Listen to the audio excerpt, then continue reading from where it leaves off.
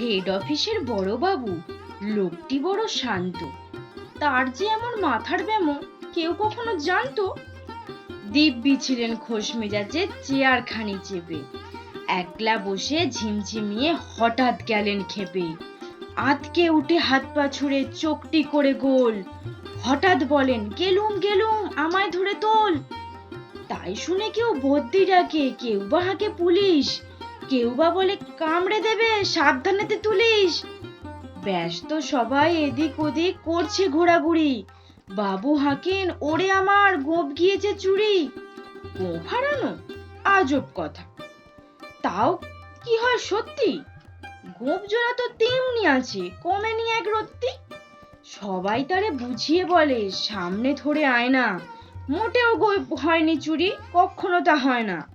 রেগে আগুন তেলে বেগুন তেড়ে বলেন তিনি, কারো কথার ধার ধারি নেই, সব বেটাকেই চিনি।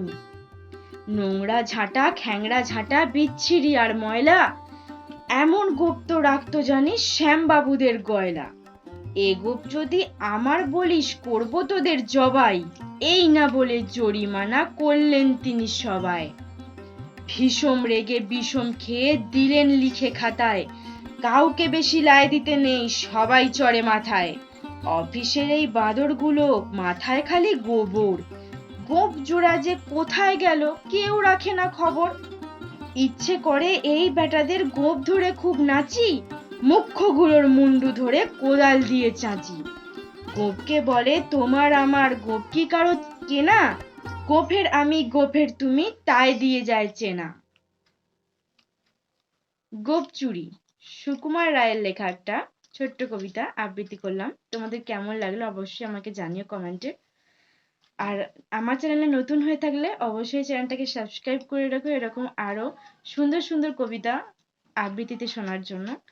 তো তোমাদের যদি কোনো কবিতা এরকম আবৃত্তি আমার কণ্ঠে ভালো লাগে তাহলে অবশ্যই আমাকে কমেন্টে জানাতে পারো, আমি অবশ্যই তোমাদের কবিতাগুলো আবৃত্তি করার চেষ্টা করব। তো চলো আজকে এই পর্যন্তই, দেখা হচ্ছে পরের ভিডিওতে। ততদিন পর্যন্ত ভালো থেকো।